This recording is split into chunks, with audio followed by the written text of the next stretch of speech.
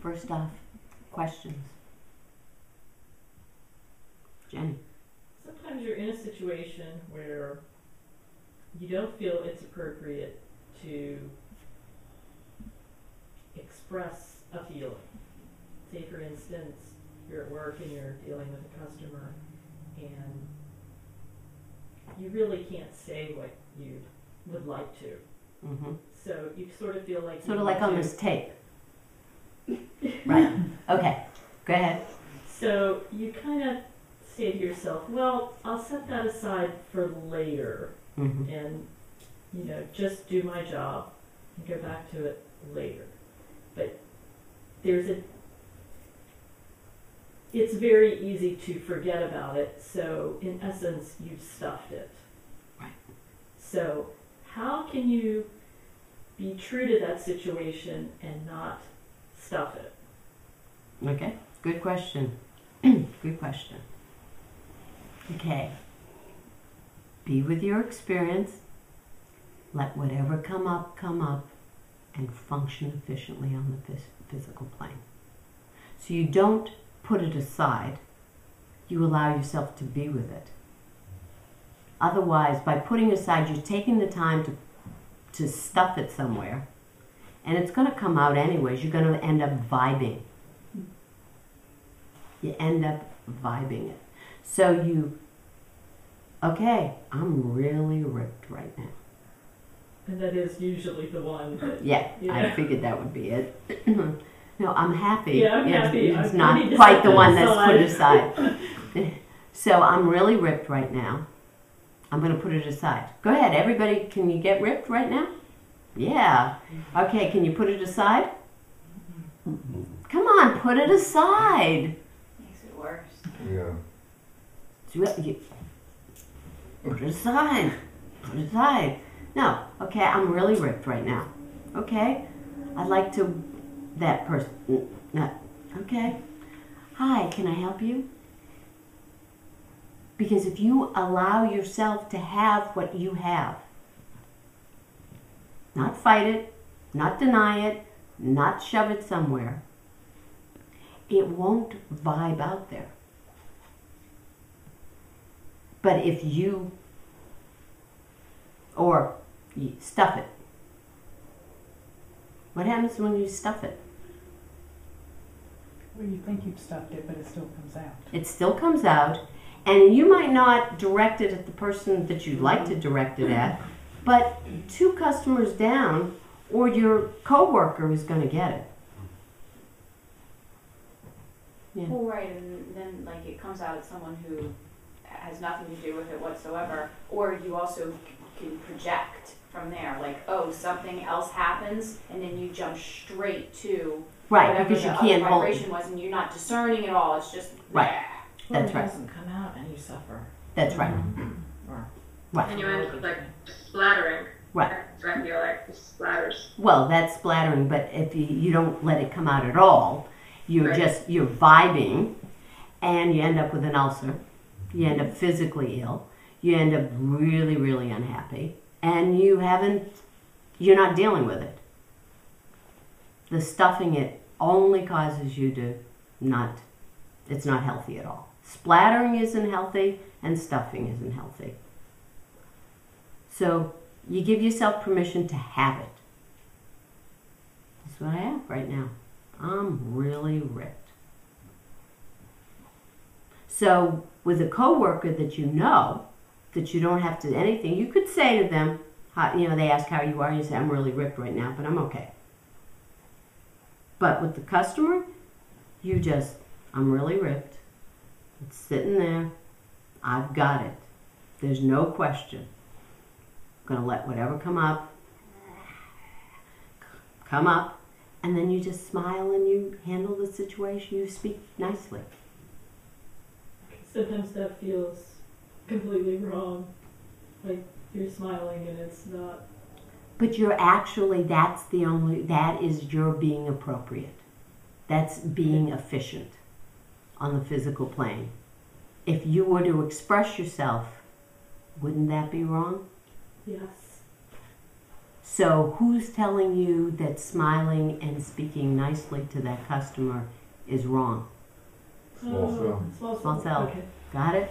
Yeah. But would it always be appropriate to smile and speak nicely? No. No. No. No. So, you know, The whole point is, for her, that's what she knew she had to do. But at other times, you function efficiently on the physical plane. Function efficiently on the physical plane is not necessarily smiling and being sweet all the time. Right, and I mean, it could be, every situation that you encounter or that I encounter, any of us, it would be different. So sometime it might be smiling and being nice, but setting a limit and saying no. Right, absolutely. But do you come across that much in your particular field that you could actually say no or smile nicely and... Sometimes, yeah, you have to say no. Okay? That's being, can you say no nicely? That's You can try. the, You can try. yeah. That's the point. If you allow yourself to be where you are, absolutely, yeah, you can say no. Say no. And smile and say no. I understand you'd like it this way, but I'm sorry, this is not the way it's going to work that way. Because I think that sometimes in the sort of situation she's describing, which I live in that world also, there is a confusion about what's appropriate because it's the customer's always right. No, that's not necessarily the case. I don't, and if that's who said that? I bet you that person's long gone. And That person does not work on the front line with yes, the customer. that's right. But that's you asked, corporate at the time. but that's what everybody believes, Right. Should be their due when they are in Right. a situation. Right. Well, But- that's very nice. Then again, let whatever come up, and function efficiently on the physical plane. That doesn't mean enabling somebody else. It means absolutely saying what is the most appropriate thing, which would be, no, I'm sorry. I know that you don't agree with it, or maybe we can work this out, but it's a no. Yeah. This kind of goes along with this, with the question that she had, but so you're in a situation, another, social situation where, you're having dialogue with a group of people and something is said that feels like a judgment, and you're like, no, wait a minute, that's not what I meant at all. This person just totally judged me, or I was just totally nixed here. That's not what I meant. Or wow, that person just projected this onto me. That's not me at all. So, you let whatever come up, and then you function efficiently. For me, in certain situations when I've been prepared, I feel prepped, with people that I know well, I can almost kind of anticipate, not anticipate in the truest sense of the word, but okay, I know from experience that this has happened before. I know, what I can say, and I have practiced saying that, and it's more comfortable, and I'm used to kind of speaking up for myself. But then when you're in another situation, in another social situation, it's almost like, how do you know You have when to is be it, and then what exactly to say without being okay, this is what's coming up for me. I totally, at this point, I just want to slam this person because of whatever that has come up. I mean, I know that depends on... It's again, part of the thing of being efficient on the physical plane is you have to be able to discern. So that experience, allowing yourself to be with the experience, would mean that you're not shoving it some way. You're just, there I am. Come up. Okay, those slammings are what I'd like to do. And you're aware of that. You can discern that. And then you say, wow, I just felt like you nixed me, or whatever you need to, whatever would be appropriate at that moment. You're discerning. So you're not letting your anger direct what you're going to say. So it's almost in that sense, because I immediately think, I wish it could be something witty. And I'm not particularly a witty kind of person, but you could just be a question. Mm-hmm. Absolutely. It's again being appropriate. So what happens is, be with your experience, whatever that is. That doesn't mean that it then, by functioning efficiently on the physical plane, it means that it no longer informs what you're going to say. You let whatever come up, which would be what you'd really like. It's the first draft. It's what you'd really like to say. And then you discern. And again, it's always do not shoot till you see the whites of their eyes.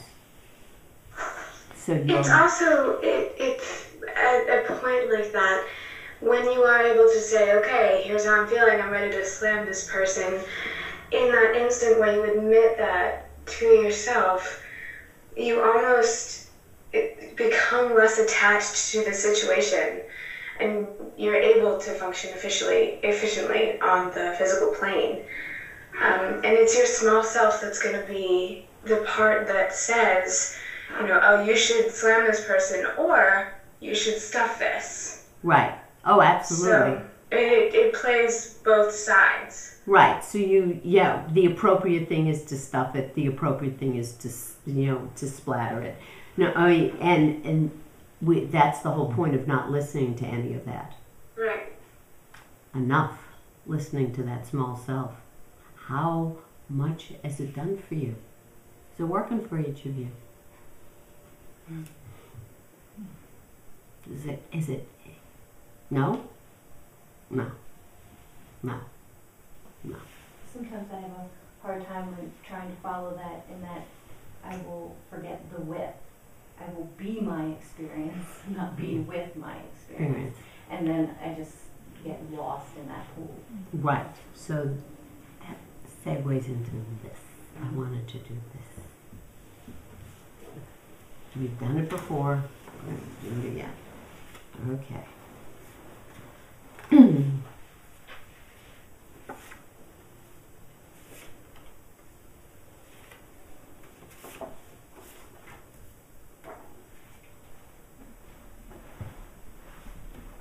Okay. You see? Okay. What's this? Booty. Faculty of knowing, right? Faculty of knowing. Most of us call this what? Intelligence. Yeah. Or us. It's me. It's me. Okay. All right. First we have the knower. Right? The I. And who would that be? In the Sanskrit terms? For the Yoga Sutras, who is this? Purusha. Okay? That was for the Yoga Sutras. Everybody is different. But it's the true I. Right? The self. This is where everything comes. Right? Consciousness, everything comes from here. It involutes. So it's heading in this direction. It then, this is like a mirror. So the knower reflects onto the mirror, right? Is it the mirror? No, it's a reflection, right? Okay, so but it enlivens the faculty of knowing, correct? It enlivens it because this is consciousness, it enlivens it. So this is I becomes I. So when I look in a mirror in the morning, what do I say? Do I say, oh, there is the reflection of myself on my body on the mirror? I don't say that. What do I say? There I am. There I am. I look great today. Ooh. Right? It's all depending. Okay? So this is the I. I know me. Then objects.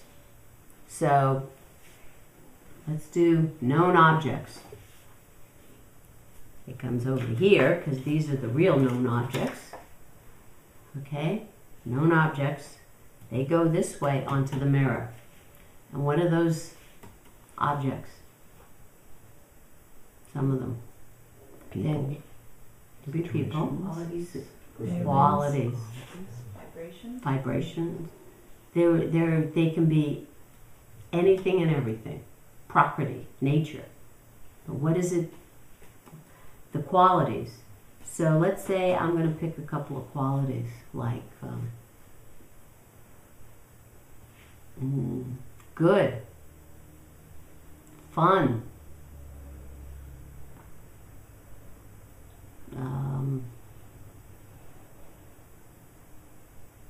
failure. Anybody else have any they'd like to put on here? Discipline. Discipline. Okay. Anybody else? So now we have, okay, that's fine. Now we have a small self, right? We now have an object called a small self. So I have the small self, and I have my reflection, right? So because remember, it's now a reflection. That's what buddhi is. That's what the faculty of knowing is. Just takes in. I am knowing small self, and then we become I am this. Right? Famous Soham is I am that, but it's not this that. It's very, very, so asmita in the Yoga Sutras, asmita is the I sense. Remember, it becomes a klesha, an affliction, because it is, what happens is we lose our subject in the object. The first affliction is when the true I loses its sense of self in buddhi and becomes this. And this is as good as it gets before we leave everything. So this is the first asmita, the first losing subject in object. And remember, in Samprajnata Samadhi, there's this the samadhi of asmita, I sense, pure I sense, and then what happens? We let it all go, and we go back to the knower. So, good. I know the object. I know me. I am the object.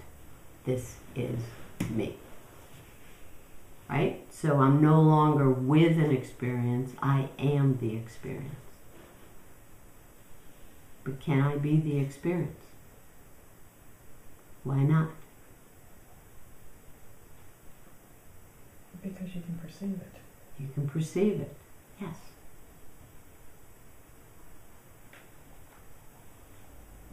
And is it permanent? Yeah. It comes and goes. So do you come and go? You think so. You wanted to say yes. That's part of the problem. We don't come and go who we really are. So our job is to go switch it up, to change from I am this to I am knowing this. And what happens immediately? You're disentangled from it. Disentangled from it. So we're actually using the faculty of knowing in the appropriate way. Okay, so now as we practice, let's say we let go of this, all these qualities, right? We do 4 squares, we let go, they're all gone. And now we just have I am knowing. And then what do we do with this? What has to happen with this? You have to let it go. You have to let it go. And what does it become once I've let go of all of that? Does it become an emptiness? A clear reflection. It's a clear reflection of this. It's going to be pure blue. It's going to be just pure. Clean, pure. Because it's now it's completely the faculty, everything is clean. We've wiped it away. All it's sadhana is the removal of wrong identification. We've just removed all the wrong identification. Wasn't that fast? And, and here we are. And so we are in the pure I awareness right here. So when you feel that you start to let go of those objects and you're sort of hovering in sort of this empty sort of space where you don't quite feel that pure I awareness, are you just sort of hanging in the knowing, in the buddhi? You just sort of in some ways, there. yes. And in a funny way, it has a similar quality to asamprajnata, where it's almost like a cloud. Mm-hmm. It feels like a cloud. And it's because you're not quite there. You're sort of knowing, but you're knowing nothing. You've right, let you go haven't of that. gotten. It's like the image is, I've left this town, and there are no more houses, and I haven't yet gotten to the next town. Mm-hmm. And so I'm in this like no man's land. Mm-hmm. Is that what it feels like? Mm-hmm. Yeah, that's exactly it. And so you stay, you keep on going. You stay the course, you keep on going. And But it feels to me that in that space that I don't have any choice about whether I get there or not, that it would be grace that gets me there. I don't, when you say keep on going, I don't know what that would sort of what implies doing going? Something. Right. Keep so on going. What is keep on going? I guess going in more. Keeping your attention on in. Keep on, don't get distracted. Staying the course. Mm-hmm. Okay. That's what it is. So accepting that what I have right now is this cloud, this nothingness. Okay, I've got nothingness. Okay. Mm-hmm. I've got this cloud. I've got nothingness. I'm going to get okay with having this nothingness. Has anybody gone across the what's it called, valley, Death Valley? Driven a, Mm-hmm. yeah. Okay, there's nothingness. And you just, that's what you go through. And it feels like it's going to be forever. It's a long time. And you just, but I'm not going to stop the car. I'm not going to turn around. I'm just going to stay in that nothingness. And let yourself be in that nothingness. And if you accept it and don't fight it, then what happens? How many people have been in that nothingness? What happens? It starts to change. Yeah, it'll change. Yeah. You start resting and Somewhere else. and Yeah. else, yeah. Yeah. Yep. Does that make sense? It's perseverance. It's will. Using your will. Mere orientation of the will directed in. Okay, thank you. Yeah. Okay, so I'm now pure eye awareness. Now what do I have to do?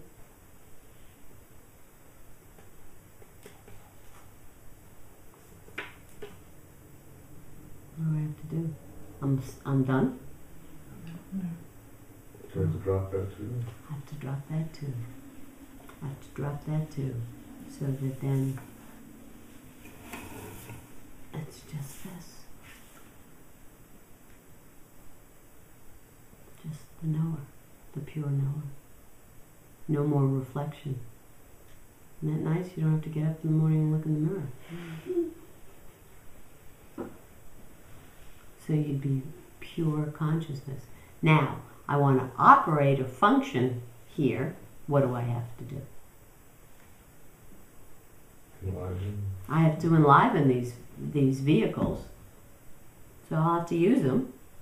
But now I know and am not identified with this anymore.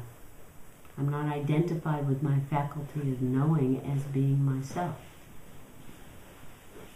So, what are we?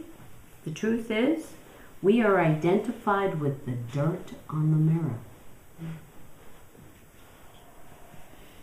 That's all it is. We're identified with the dirt on the mirror. That's who we think we are. We clean off the mirror. What happens? Pure reflection back to who we really are.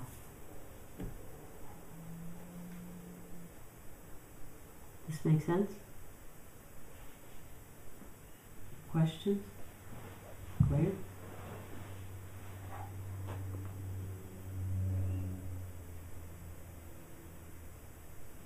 Okay.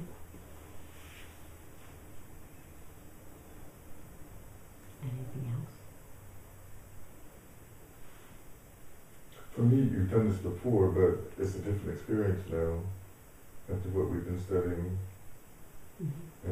I can't explain it, but it's just a different understanding. It's not that much in my head. Okay. It makes more sense to me somehow because Yeah. Okay. So we enliven and then we return. Now, I have a question. Can the true self be the object? Can we see the true self?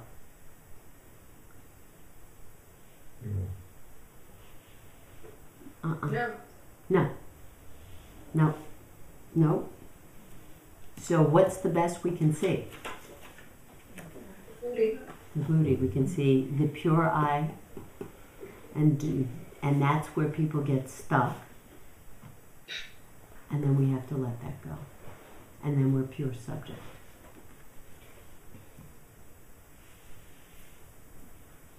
So we are looking to clean the mirror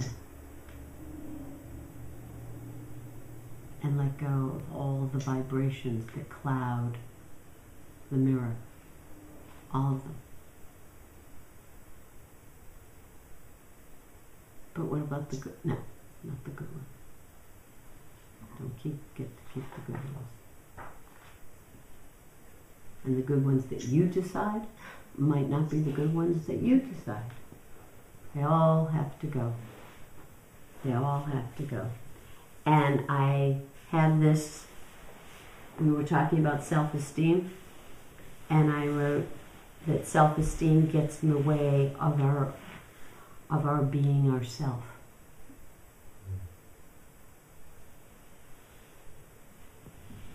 How? What is our self-esteem? What your small self thinks about you. That's right. It's those qualities again. Back to being the qualities. I was going to say the characteristics that Yeah. we've decided and other people have helped us decide that we are. Right. So it's just a known object. So it's the dirt. It is the dirt on the mirror. We have to clean off the mirror. Questions? Clear? Clear mirror? Okay, let's go in and see if we can clear off that mirror and let go and be at peace.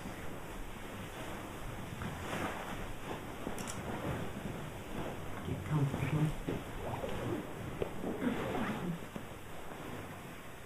Okay. Just going to tell you to let go of everything. All of it. Physical body, the emotions, the faculty of knowing, the personality, the energy. The energy. Let go of the energy. Ideas. All letters. No matter what language you like to speak, get rid of all letters. All subtle vibrations.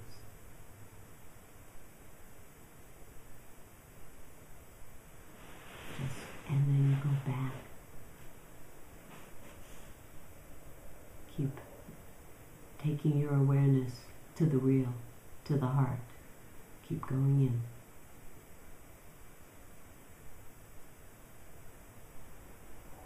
Keep going in.